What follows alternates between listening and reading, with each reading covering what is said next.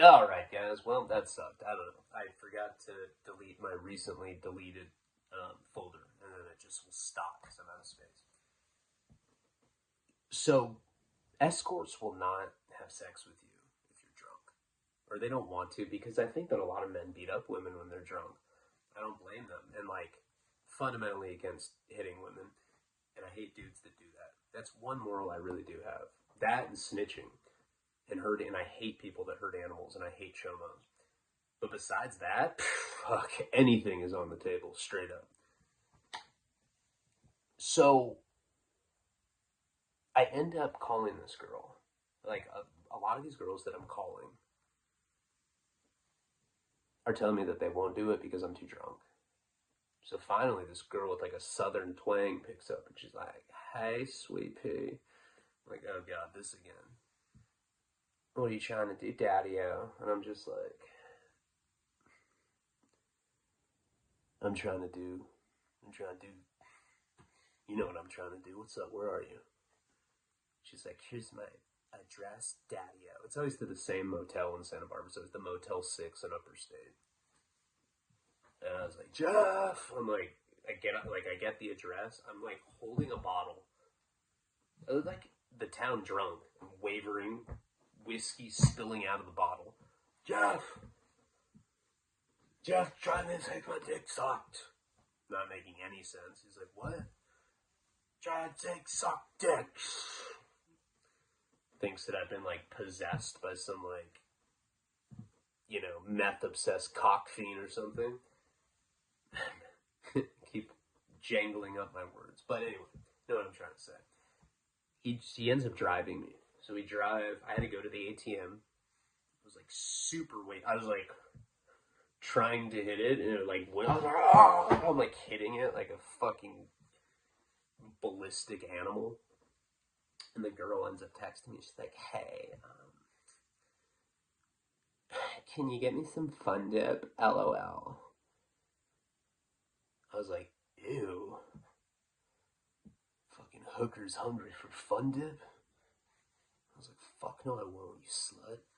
She's like, okay, daddy. And I was like, yeah. Anyway, so I end up going to this hotel. I don't get the Fun Dip or whatever. Jeff's like, what am I supposed to do? I'm like, I'm one of those guys that doesn't get stumbling drunk too much, but I'm like picking flowers out of like pots and shit. Like I'm belligerent. I was like, dude, just wait for me. I was like, it'll take me like 3 minutes to come, and then I'll be back. Don't be a bitch. He's like, fuck. All right, so he ends up waiting in the parking lot. I go in to the motel room, or I knock. I'm wavering, so drunk. She opens the door. She looks like a fucking Ewok. That's like the body shape she has. I'm like, and like as drunk as I was, she didn't look like hot enough to have sex with. I was like, oh, and like, dude, when I'm drunk and horny like that, it's like you have to be busted for me to be like, no, I've seen Return of the Jedi. I'm good. And she's like, did you get my Fun Dip? I was like, I didn't get your Fun Dip. I told you I wasn't going to get you any Fun Dip. And there's this other hooker in the bathroom. These girls were probably like my age, 30, 31, something like that at the time. That's like how old I was. Other girls like giggling. And she's like, you can have 2 of us for if you have twice the money. I was like, nope. I only got $50. You know, I had 100 on me though. And she would not do it. You know, she would not do it for $50. And the thing is I was like, look, I'm not trying to offend you, but I can't get my dick hard with you. So I have to watch porn on my phone, and you have to give me head. And she's like, I'll do that for 100. I'm like, fuck.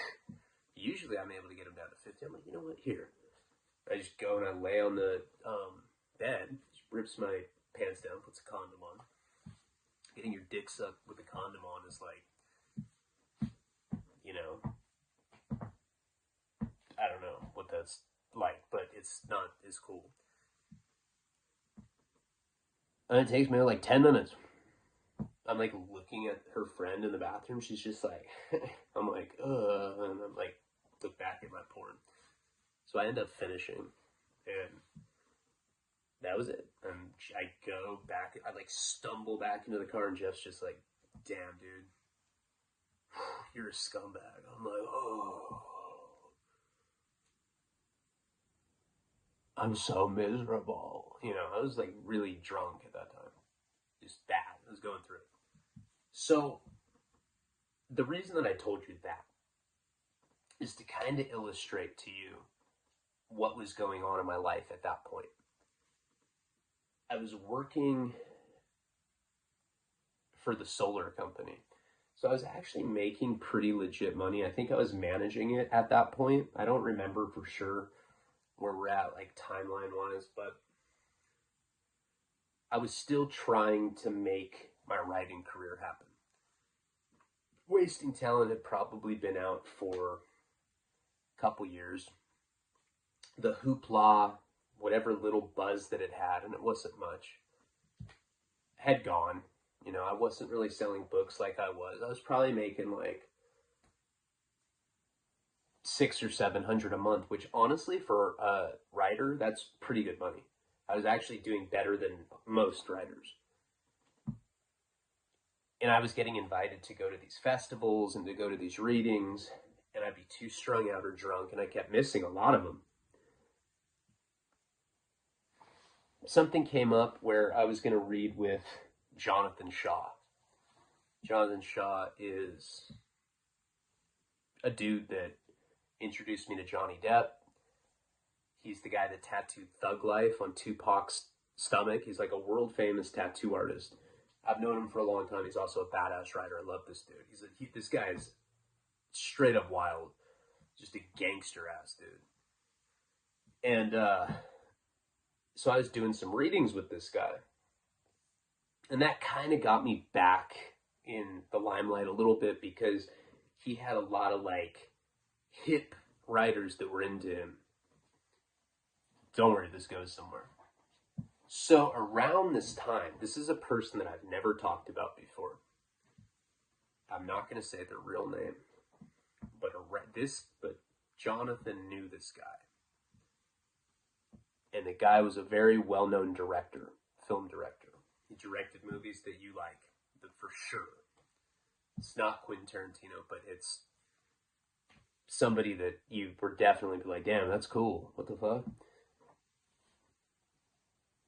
So I start hanging out with this filmmaker guy. Now, I didn't know anybody at that time that was well known, you know, except for like some novelists and shit. He introduced me to the filmmaker. We end up going to Santa Monica, and we like do a beach day. We're like all body surfing. I'm tripping out because this guy's directed like 5 or 6 films that I love. We hit it off. We become friends.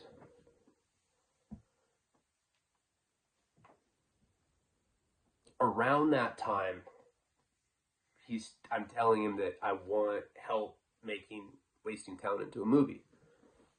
He's like, you need a screenwriter. He's like, I'm not a writer, I'm just a director. You need somebody to write it for you. If you can find a screenwriter, I'll try to help you get it greenlit. And that's all I needed to hear. So I started pursuing screenwriters. In comes Will De Los Santos, who wrote Spun. People are like, you gotta throw that in. Dave, he wrote Spun. Who cares about Spun? There's always this necklace dude talking shit. You're like, you know what? So Will, I had heard about from my friend Alana a long time ago. Alana's the one that was missing a leg. She also sucked my dick on a beach once. That was cool. Remember the girl where I like went to go take a piss and I got a boner? I was like 15. I was like, I have a boner. Can you help me make it go away? And she just like got on her knees and started sucking. It was just really pornographic. It was so random too, and she was really pretty back then. But anyway, me and her were hanging out when I was out of high school, and she was a full-blown junkie by that point. And we used to go down to LA to pick up. She would go with me. And yeah, we didn't fuck in the back of my Tahoe, I swear. I don't want to talk about it though because I lied about her for a long time. It doesn't really matter. I'm friends with her boyfriend now, and he's not stoked about anything that I've done with her.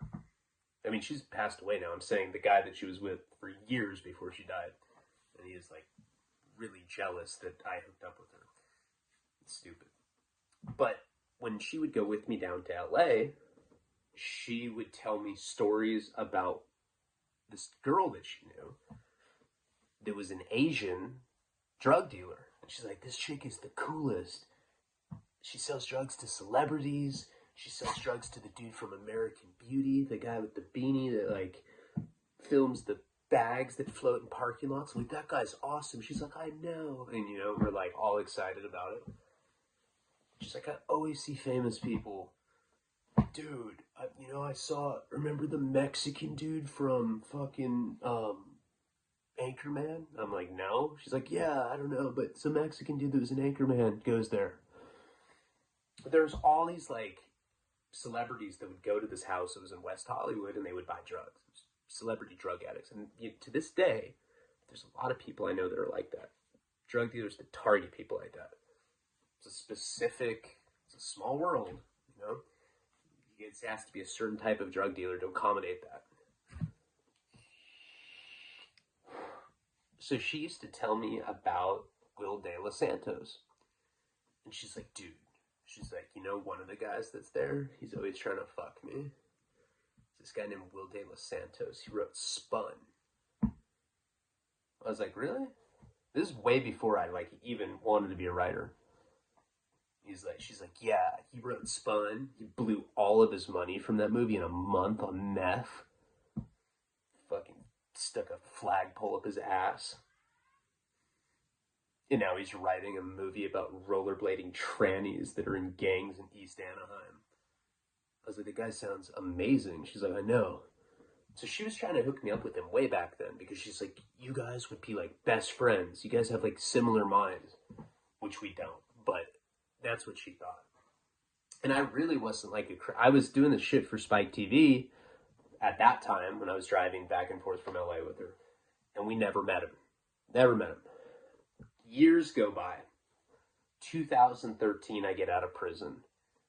And I became friends with this girl named Nico. Now, Nico was a girl that I sold drugs to before I went to prison. She was one of my clients. Back when I would actually serve junkies. She turned her life around, and she's one of those people that's like, I want to be best friends with my ex-drug dealer. Because we only knew each other like on that basis. But she was in the program. We started hanging out. We became really good friends for a long time. Jeff was boning her at the time, so kind of was all synchronistic. She started telling me about a guy that she knew that knew Santos. She's like, yeah, I'm friends with this guy. He's Santos' assistant. They're working on Spun 2 right now. Because I had my manuscript for Wasting Talent. And I was like trying to get it looked at to be a film. She's like, you got to get it to this guy. That never happened.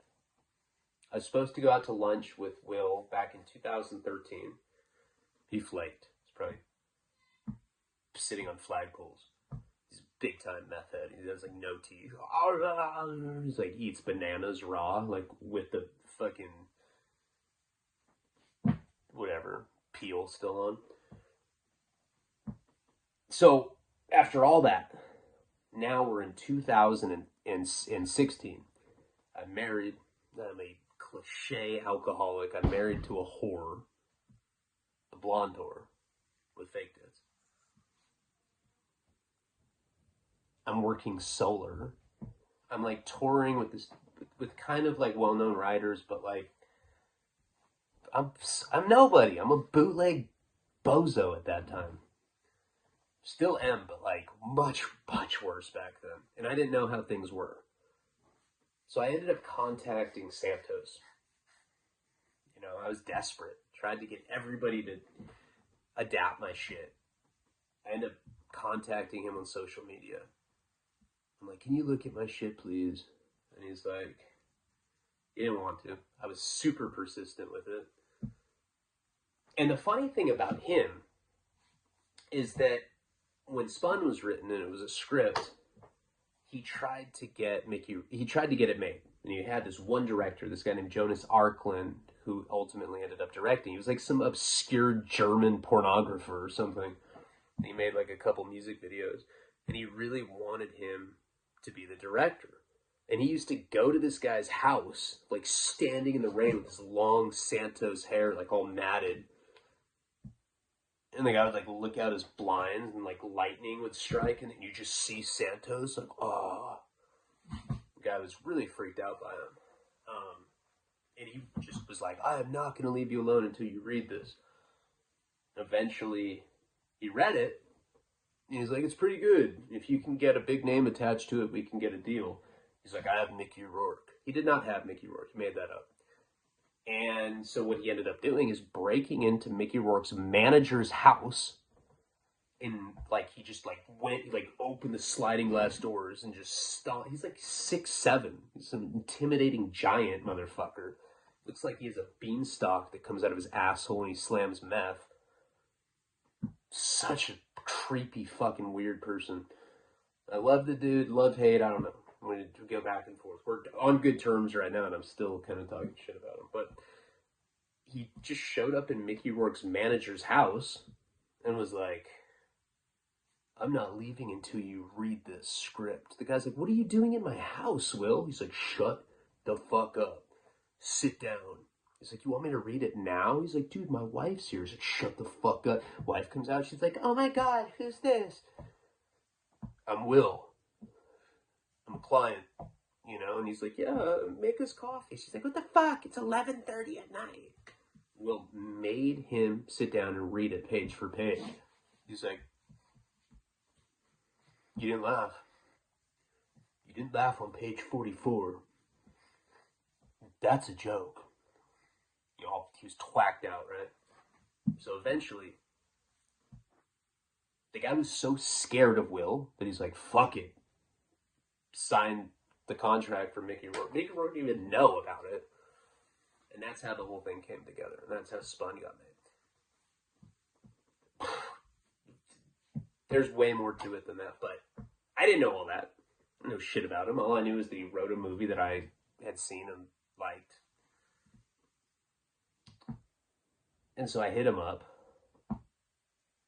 And I knew that he was persistent with the director. I didn't know that he broke into Mickey Rourke's manager's fucking house like that. But I was persistent with him. I would not take no for an answer. I was bad. Just kept harassing him. And finally I was like, fuck, alright, I'll read the fucking book. So he read it.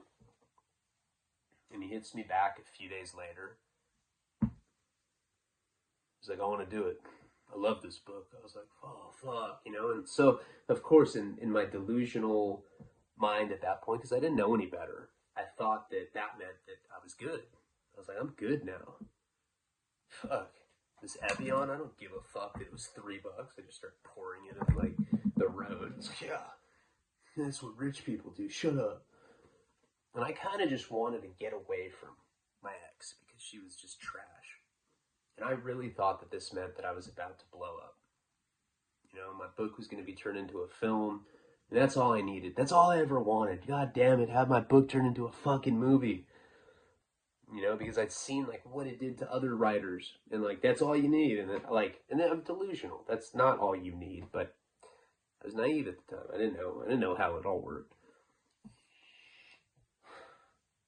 So when he decided that he was gonna adapt my script, he had an option that yet. He hadn't bought the rights. It was about a year before all that. This girl hits me up.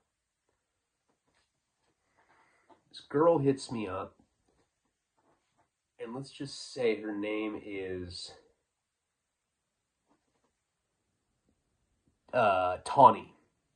Okay? This girl named Tawny hits me up on Facebook while I'm married. Tawny is a model from New York. Big time model.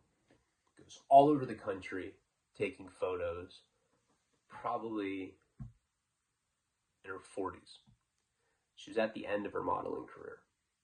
She hits me up, and she's like, hey, I'm a model, but I'm trying to write. I'm trying to fucking rock, right? And I was like, I already saw what it was. I was like, how do you know who I am? She's like, I've heard your name kind of being tossed around the circle. I was like, damn, tossed? This shit eats ass. What up? I was really strung out on alcohol at that time. I was really bad on heroin.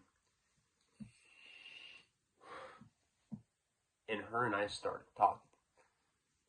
It turned into this thing where, and I don't want you to think that every time I got in a fight with my ex-wife, I went and paid to get my dick sucked by a prostitute. But that is the truth. That is what was happening. But as soon as I met this girl, she seemed to really like me. She was married. She was married to a pretty well-known writer in New York. A-list. You guys would know who he is. And even if you don't read shit, you would know the name. And she was like his little trophy wife. And me and her were talking pretty seriously. I mean, we knew that it was like a fling type thing. And she hits me up and she goes, hey, I'm coming out to Los Angeles. And I'm going to be doing an event with Lydia Lunch. I didn't know who Lydia Lunch was. Googled her. It was like, Time magazine called Lydia Lunch one of the most influential cunts of the late 1980s. I was like, damn, fire. I wonder what she looks like. Oh, my God. Jesus Christ, dude. She looks like some fucking Addams Family star that, like, got shot out. Like, where are they now? And it's like some fucked up picture of her. That's what she looked like. Started looking into her a little bit, and she's a psycho. She's a psychopath.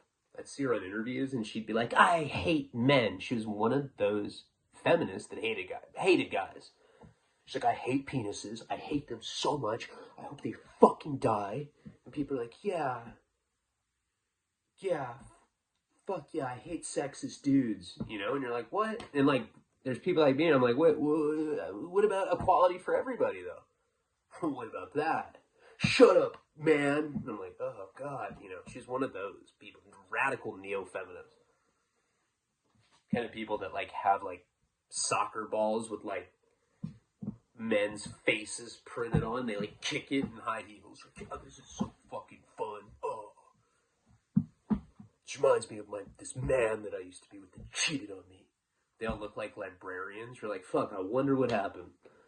God, that sounds misogynistic. I'm just joking. I would probably fuck a librarian if I was a lot older right now. Anyway. She was just actually one of these people that was like hardcore feminist. And not in like the equality. I'm all about equality. I always have been. But I'm not about superiority. It doesn't matter if you're white and you're claiming white power. It doesn't matter if you're black and claiming black power. It doesn't matter if you're a Spice Girl and claiming girl power. Fuck power. We're all equal. All of us, except for rapists and chomos. They're not equal to us. Not all lives matter. What about those fuckers? They don't matter. So anyway, she's coming out to LA. She's flirting with me all the time. She's like, hey, can you send me a picture of your wiener? And I was like, can I? I did the old where like I lifted the fucking short up. So it was like one of those super nasty dick shots where it's like you don't even take your... It's like coming out of shorts. It just looks super like gay military porn or something. It looks super trashy. And she's like, damn. It's huge. And I'm like, God, this is a horror for sure. It's not huge at all. That's what whores Again, I'm so misogynistic. Whatever, who cares? Fuck. It's not like I'm trying to host the Academy Awards ever or anything. I don't care.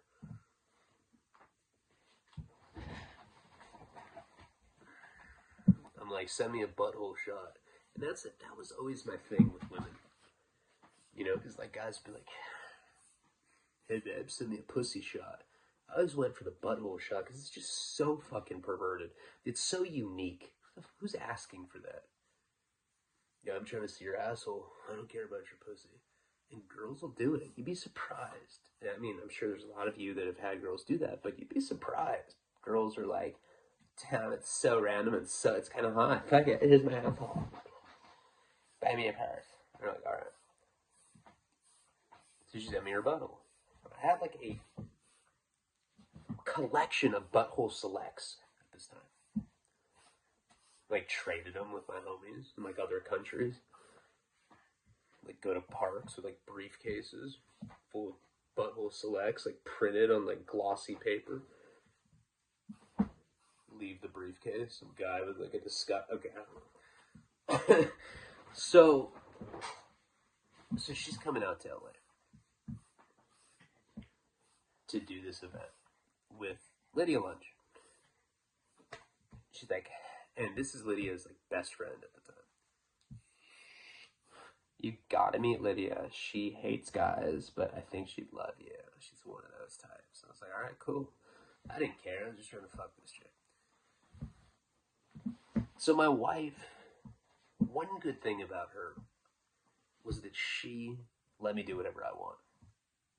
She didn't care. She had threesomes with me. She didn't give a fuck. Hey! So I'm like, hey, I'm going out to a dinner. Oh, because that's what happened. So she ended up getting to LA. And we end up going out to dinner. Or we like had planned one. Now she's bringing Lydia, and I decide to bring Santos. Santos like the only big person I know besides that filmmaker. Remember the filmmaker I told you about that was famous? I've never talked about him.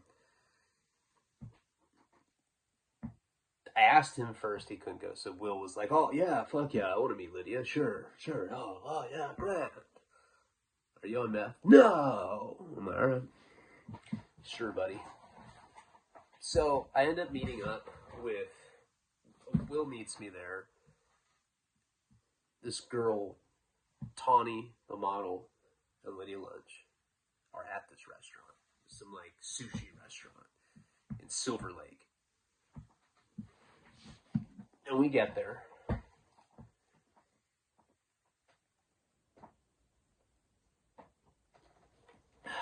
And you gotta remember, I'm super nervous about, this is the first industry dinner I've ever been to. I didn't even know how to carry myself. This is probably the worst person I could have ever gone out to dinner with, because this is what I thought all of Hollywood was about. We go in there, she's dressed like, you know, some divorced, middle-aged, grumpy, turned lesbian chick. Like, she's got some fucking crazy-ass, like, only part of her hair is spiked. She's wearing, like, frayed, long black sleeves. She looks like a fucking funeral or something. We get there, I'm like, hey, Lydia, I'm Ryan. She's like, Lydia Lunch, how you doing? Good. Hey, Tawny. Tawny was already drunk. She's doing blow. They're doing blow all night. And she's like, hey. Super flirtatious. At dinner, I'd be like, I can't wait to stick my fucking cock inside of you. And she's like knocking shit off the table.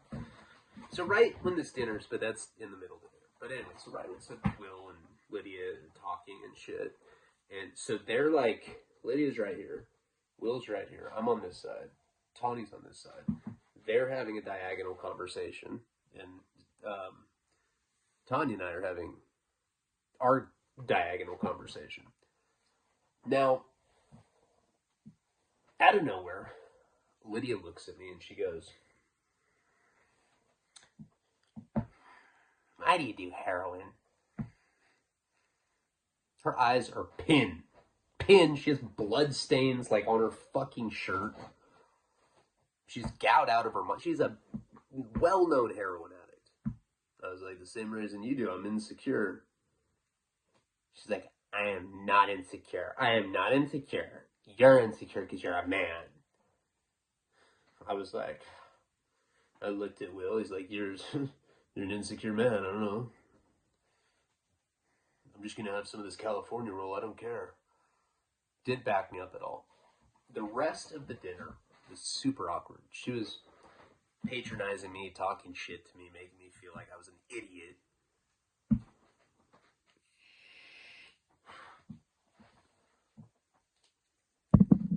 Lecturing me about going to prison and how, you know, I'm not a true artist because I've been to, listen, you're not a true artist because you've conformed to the prison industrial complex. That is the fucking antithesis of art, okay? That's the antithesis of fucking art.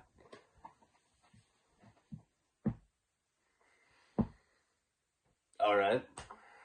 It's the antithesis of art. She's like, you know, talking shit to me this whole dinner. So at the end of the dinner, I'm one of those people where if I meet somebody famous, I always want to take a picture with them. So I ask her, I'm like, hey, let's all take a group picture. I'll have the waiter do it. Hey, come here. She's like, I don't do group pictures. She looked like a New York construction worker, but like a really like obnoxious version. I don't do group pictures. Sound like a fucking dude that worked at a pawn shop in New Jersey or something that wore like hunting vests to work, you know, at the time. I don't do group pictures. And I was like, all right, no pictures. And then Wills looks at her, he's like, we can take a picture though, right? Of course we can. Come here, sweetheart. And they end up taking a selfie together. Honest to God, I know I'm really sensitive, but it really hurt my feelings. I was like tearing up a little bit. She's like, are you crying? You fucking I'm like, no, I don't care. And I just didn't talk. So Will's like, hey guys, I gotta go. It's been great. He like puts $20 down. The bill was like $400. He like puts a 20 on the table. He's like, all right guys. He was like skipping out on the bill because that's what kind of dude he is. I'm like, god damn it. I had to like pay for him. Like I didn't have a lot of money. She ended up paying for it though, actually. Lydia, that's one cool thing that she did. So after he left, she looked at me and she's like, hey, do you want to go out partying with us or what? I was like, yeah, you know, I want to go out on a night on the town with somebody that's relatively well known. Later, I had asked Will, because they had gone out and smoked a cigarette. They spent some time alone. I said, what did she say about me? And he's like, she says she likes you and everything, but she didn't want to take a picture with you because you're an upstart. I had no idea what that meant. But I guess it meant that my career was just starting off or whatever. So she's like, okay, we're going to this fucking bar in Silver Lake. Do you know where that is? We're in Silver Lake. I'm like, aren't we in? Yes, but this is this spot. It's on this fucking block. She's being super annoying. I'm like, all right, whatever. She's like, are you going to take your car? I was like, yes, I'll meet you guys at the bar. They were going to take an Uber. So I leave. Now, I don't remember what was going on in my life at this point, but I had a rental car for some reason. This is probably after my DUI. I'm almost positive that it is. And I had a rental car. I have really bad ADD. I'm bad with directions. I have a bad memory. I have bad short-term memory. Great long-term memory. Horrible short-term memory. Cannot remember shit. And I forgot where I parked. And I just started having a panic attack because Lydia's not the kind of girl that's like, she's like one of those people that has no patience for fucking idiots, even though she is one. What am I going to... Lydia, I don't know where the car is. I forgot because of my learning disability. It would have been like telling somebody that you pissed your bed at a sleepover or something. You know, it was that kind of thing. I was panicking. I'm running full speed, and I'm a little drunk. I've been drinking sake at the sushi bar. Fucking running full speed, drenched in sweat. I'm all wasted. I did some blow too with Tanya. That's not a real name, but Tawny. I finally find the car, and I'm just soaking in sweat. Nasty. My phone rings, and it's Tanya. And she's like, "Where are you?" I'm like, better run up this hill to get the car. She's like, "Oh, that's stupid. They had valet here." Well, tell us what street you're on. We're just going to bring the Uber up to you and pick you up. Like, all right, cool. And remember, I'm like drenched in sweat at this point. So I like look at what street I'm on and give them the address. They pick me up. Now Lydia is sitting up front in the Uber. I'm in the back seat with Tanya. Just me and her. First time we had been like alone, kind of. I mean, Uber driver's up front. Lydia was in the passenger seat. I just turned to Tanya and I kiss her. We start making out. I start fingering her. It's like wherever we were going was probably 10 minutes away, I want to say. And she's like grabbing onto my little root beer barrel. It's so small. I hate when girls do that because it's so tiny. It makes me feel so demasculated. I feel like I'm a fucking flower and somebody's stomping on me with a work boot or something. And she's grabbing it and she's like, "Oh, I can't feel it." And I'm like, "Down more." I'm like hoping she grabs my balls because at least there's some mass there. I think she kind of was like, "Oh, fuck, this dude's not packing shit." Oh, well. I'll just lick his ass. You know, she was definitely like hardcore hoe. So we end up, and I think I vaguely remember telling this story before because I think I've said this, or maybe I was just telling Jeff one time, or I probably told somebody else this story, but we end up getting to this like poetry lounge. It was the wackest poetry I don't like poetry that much anyway. Some of it I do. I definitely appreciate good poetry, but like shitty poetry, like this kind of shit, it was like open mic night. It was like performance art. I swear to God this is true, and this is so bizarre. They brought me to this like performance art place where like you could just go in for free. They had a stage, and there's this guy, and there's like this brick backdrop, and there's this guy reading a poem, and he's like, "The snow has fallen above the rooftops of Los Angeles. The rooftops have no blinds. The snow doesn't care. Does the snow care?" And like the audience is like, "No." You know, he's like, "No, the snow doesn't care. Is there a lawn in houses in Israel? No, that sounds like..." And everyone's like, "Bethlehem." And everyone's like cheering. And I'm like,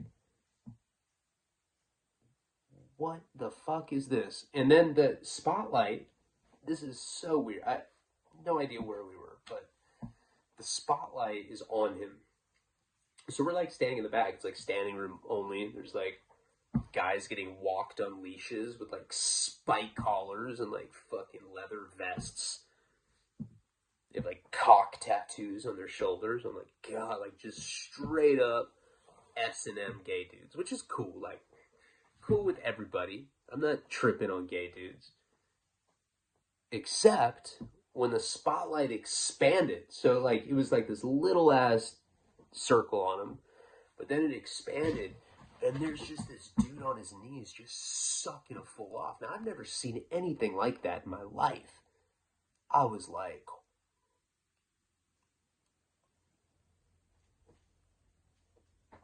bomb. No, I didn't say that. I was in shock, man. It takes a lot to shock. This dude was just like, Tony's like, this is pretty good art, huh? It's making me want to suck your dick. And I'm like, so I'm like we're like in this back section of this club. And she's just like, she's touching. I'm not in shape at the time, so I have like man boobs. Like, when I'm in shape, my chest is like big, and like girls can grab it and they're all into it. When I'm not in shape, I have bitch tits and a small dick. I look like a fucking turkey or something, you know?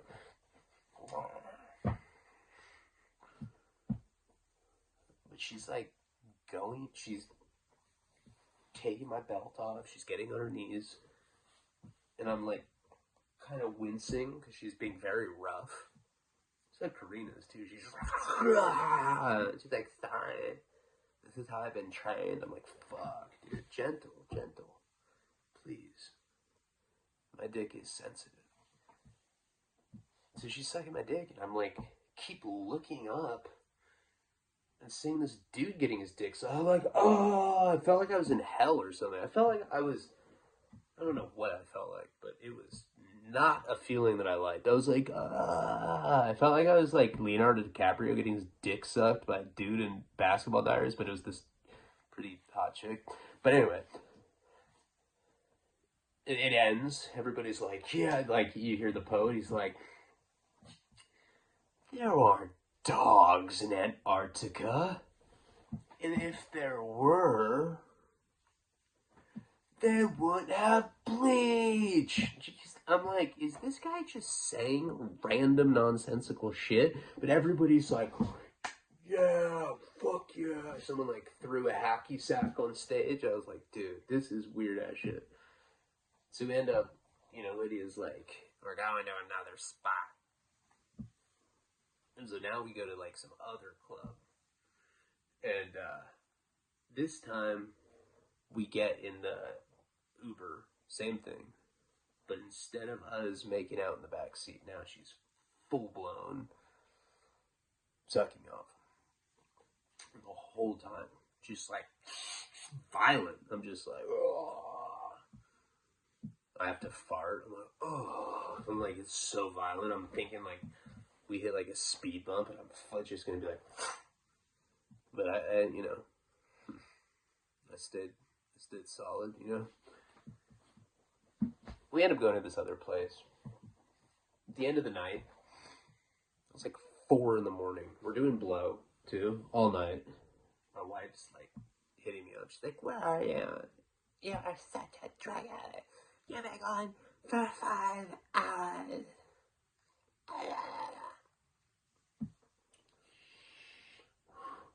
We end up going to this house, middle of the night. Gay dude. But this is where she's staying. And she's staying in his loft. We see him, he's like in his bathrobe. He's like, hey. He's like super flamboyantly gay. He's like making his tea. And he leaves, we go up to the loft, and I bone her. I fucked her. And that was that. That was that night. Finished. Took an Uber back to my car. Took the car home. Showed up at like 8 a.m. Drunk. Just like, I just passed out. Been doing blow all night. Okay. So, the next night,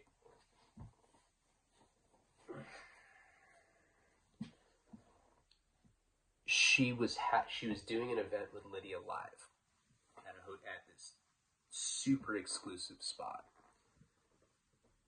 I end up going, or I'm getting ready to go, and I tell my ex-wife that I'm doing literary stuff. There's people from the industry in town. I gotta go out. I gotta mingle. This is how I'm gonna blow up. This is what we gotta do. Blah blah blah blah blah.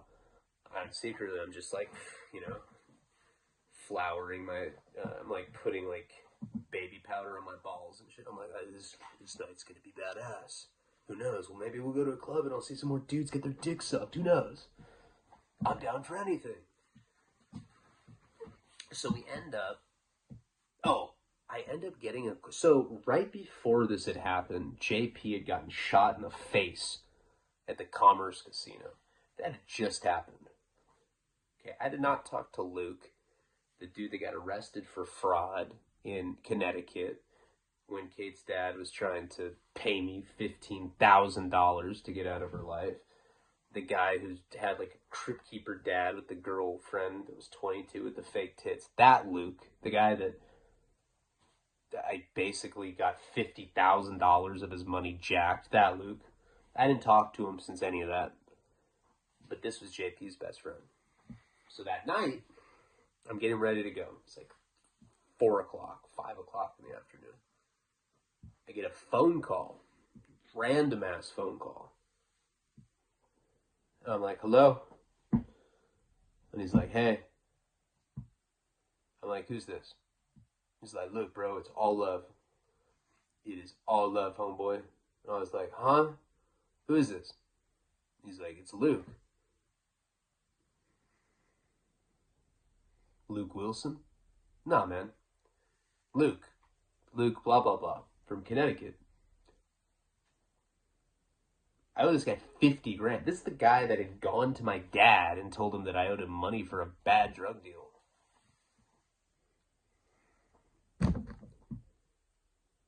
Silence on the phone. Like, he says it. I don't know what he's expecting me to say, right?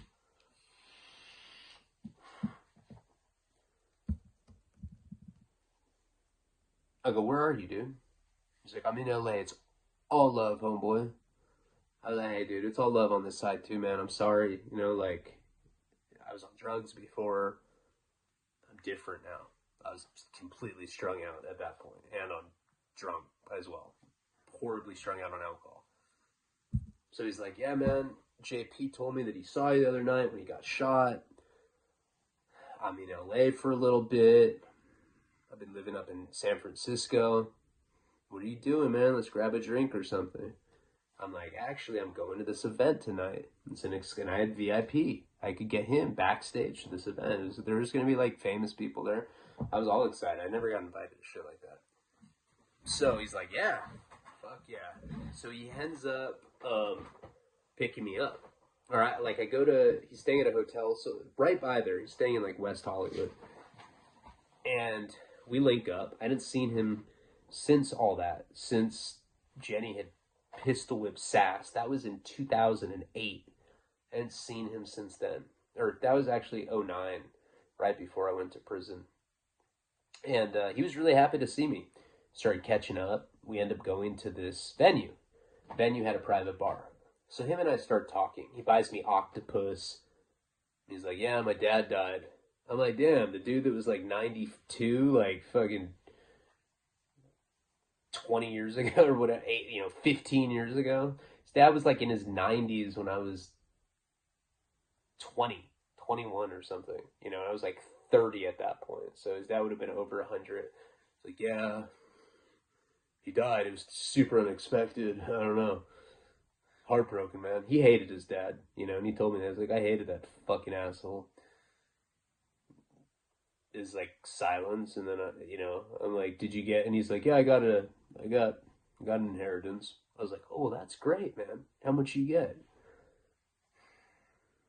I'm like, what? He's like, fuck, bro. He left me $30 million. I was like, what? No wonder you're buying me octopus, dude. That's fuck yeah. I'm like dapping him. He's like, no, hold on. So he starts telling me about how his dad had put stipulations on this money. He had to give he had like a trust fund, and he had to pass a clean drug test to get his allocated allowance each month, and it was only like $5,000. I was like, wait a second, I thought he owed you $30 million. He's like, yeah, I have to have 2 kids. If the second one's not a girl, we don't get it. But until then, I get $5,000 a month if I pass drug tests. I was like, oh, well, that's easy. He's like, no. He's been dead for like 7 years of made 10 grand. You know, I'm like, damn, dude, and he had to do blood tests. He couldn't do urine tests, so he couldn't beat it. He was all bummed out. He was like living in San Francisco. That's when he like wanted me to do like these weird like gem heists in like Africa or what. I don't even know what he was talking about, but we're there that night. Tanya's performing. I'm backstage. And because I'm backstage, the way that this venue worked, there was like this VIP patio. The people that were performing, reading out of their books, reading poetry. She was like an aspiring writer. She had some shit published. Lydia was like all famous poet, dumb bitch that she was. She was like the main attraction that night. All these weird people came to see her. All these like punk rockers that wore scarves. Like, fuck, I'm not conforming. Check out this scarf I got. Yeah. Punk Bob has one too. Hey, Punk Bob, let me see a scarf. Oh, yeah, got the same thing. It's like that kind of thing. So, it's like that, you know, it's like a lame ass, like fake punk crowd. So, one of the things with VIP is they got unlimited alcohol. Unlimited alcohol, right? I had a wristband on. And I'm just shit-faced drunk. And I'm on this patio. And from that patio, there's only like 7 or 8 people that are VIP. I was able to get Luke in as VIP as well. And there's like this patio that's like separated by like a green bush. Like this like green, like a plant, like a bush.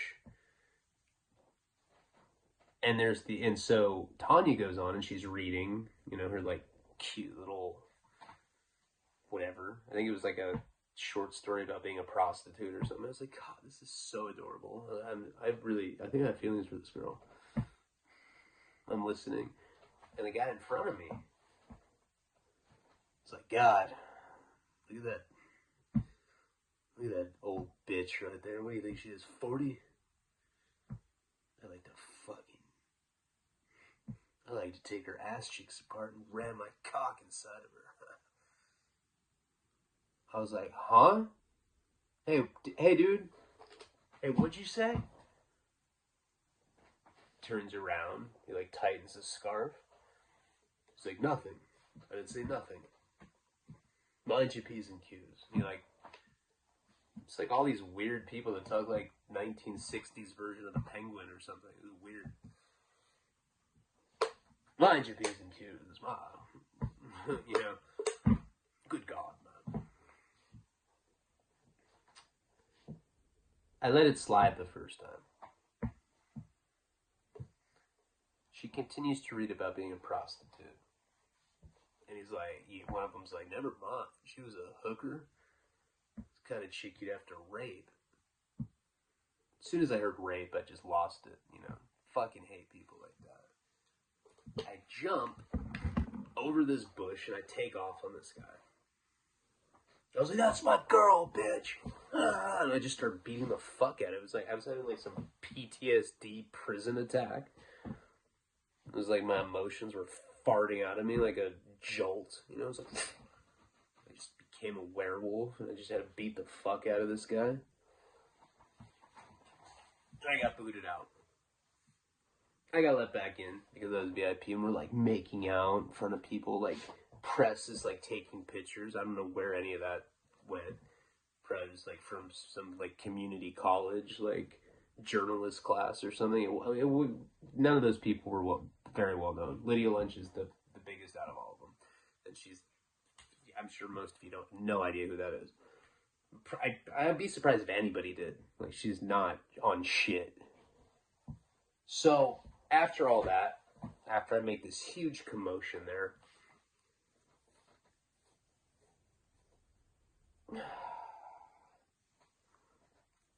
the next night they're performing.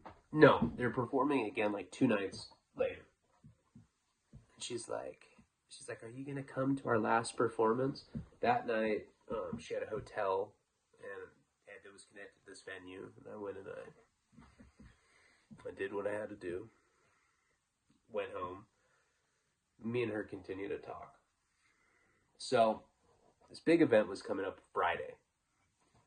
This time, my wife put her foot down. She's like, no. I'm sick of never having fun. We're gonna get a babysitter. I'm gonna go out and we're gonna fucking rage it. She was fun to party with. That chick party. When she wanted to be on your side, but she's one of those people that'll party and then she's like, ew, you're gross, you party. You're like, dude, we just went out last night and partied together. Yeah, that was last night. Now I don't feel like doing it again. I think you're gross for doing it.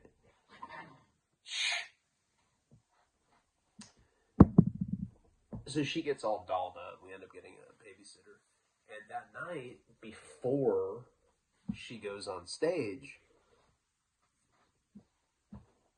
I'm supposed to go have dinner with her. Will's supposed to go again. This time I'm bringing my wife. And I let Tanya know. I'm like, hey, I'm going to be with my wife. She's like, I don't give a fuck.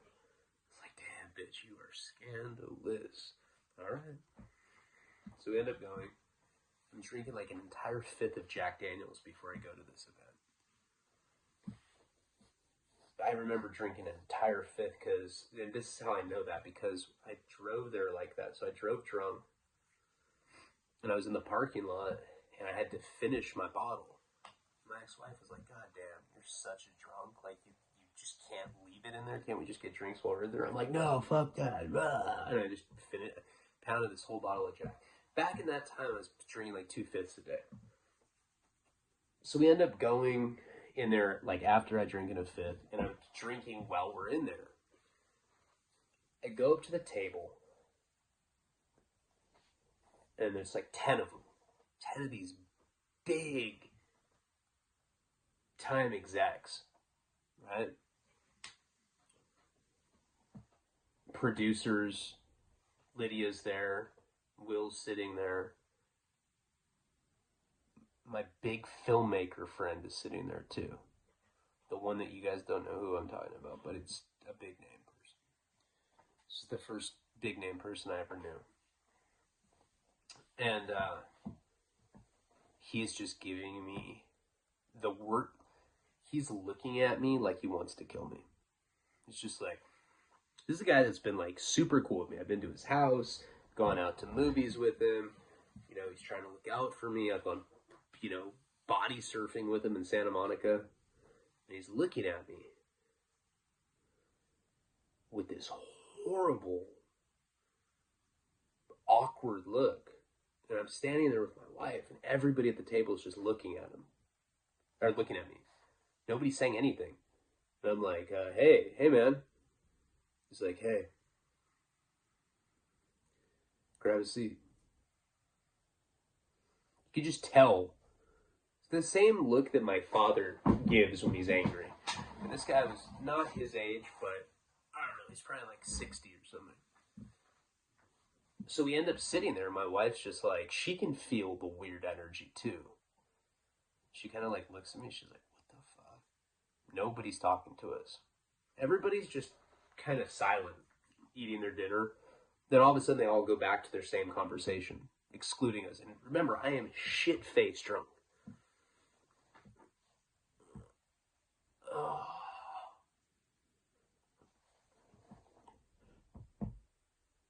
Waiter comes up, he's like, can I get you anything? I'm like, let me get a Jack and Coke double. I'm looking at everybody, people, I don't know what they thought, but people are judging me for, because I was noticeably wasted. Waiter goes and gets the Jack and Coke double. My wife gets something. The rest of that dinner is the weirdest dinner I've ever been at. It's just a bunch of people talking shit about other people in the film industry. It was the first time I'd ever been with like that many producers and shit, and I just felt, and you could tell there was something going on. They were mad about something. So the dinner finishes, and the girls go on stage and do the same thing that they were doing the other 2 times that I'd been there. The time I got in the fight, the other time that I'd gone with Luke. And I go in the VIP lounge, And I see the filmmaker. And I go up to him and I'm like, hey, bro, are you mad at me or something? He's like, no, why would I be mad at you? Gives me this, he gave me this horrible look.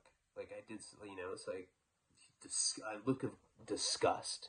He was like grim, like, no, why would I be mad?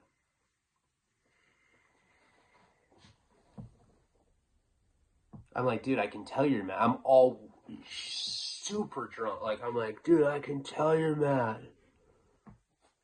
Can you see my fingers in your face? I farted in the camera. Can you smell it? They were like, was no camera.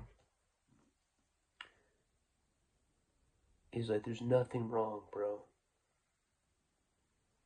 Yeah, you know what? Actually, there fucking is. And he just instantly snaps into this fucking Dr. Jekyll, Mr. Hyde shit. He's Mr. Hyde out of nowhere. Yeah, there is something wrong. Let me tell you what's wrong. You sending pictures of your goddamn cock to my girlfriend. I'm like, huh? You sending pictures of your cock to my girlfriend? Now, he's married. You know what I mean? I, knew his wife. I'd, gone and had dinner with them. I'm like, yeah, wrong guy, man. I've never sent my dick pictures to Rachel. Never done that. Not Rachel. You sent a picture of your dick to Tanya. My girlfriend. I'm like, girl? Fool, you're married. What do you mean? It's like, so were you. Instantly made sense. No way. No way. This was his mistress. And she had strategically seduced me to make him jealous. Because she knew that we were friends. She played me like a fucking fiddle, guys. A fiddle. I will never do that again. That's way too musical for my videos.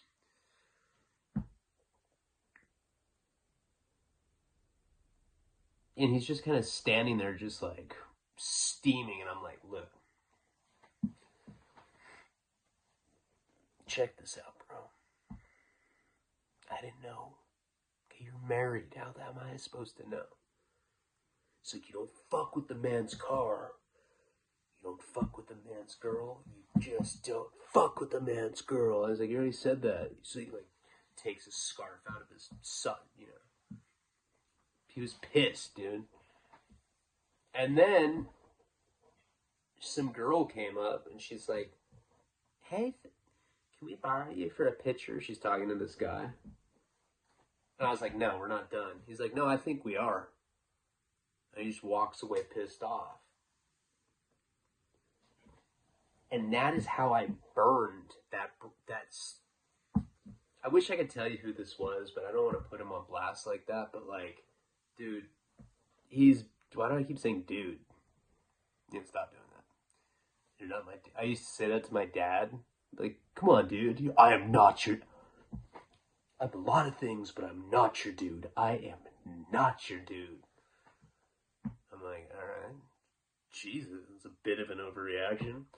I know a lot of dads do that. I always thought that was weird. Like, who cares? Why is dude offensive?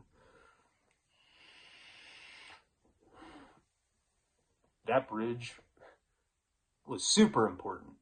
And that was just the beginning of it. This actually goes on for a while. I don't know I don't know if I've ever covered this specific material. I don't think so, because it's definitely stuff that I don't want people to know about. The stuff that happens after. This video is basically setting up some other stuff. But, it's an hour and a half right there. I did a 20-minute other video. And, yeah, this story is a pretty good conclusion. And then, the story I did for the $10 tier about, the finger story and being in Cancun. I'm going to finish that for that tier, you know, for $10 tier as well. And then I'm going to keep doing that whole storyline on the 20. I'm going to finish all the other stuff that I talked about in the beginning of the video. Albuquerque epilogue, another wasting talent, another Shaky Jake returns, figure out David's revenge story, how that concludes, the naked girl, psychedelics. There's a bunch of shit that I want to do, but I really want it to be diversified so that it's not the same storylines. That's what I wanted to do in the beginning of the month, and then I fell into goddamn kratom withdrawal and a little bit of depression, and it really fucked me up. But I hope you can tell that I'm back. I have the energy. I'm just getting it back into my groove. I'm going to do another video. I'm going to let my throat rest for a little bit, but I'm going to do another video. Appreciate you all. Palabra.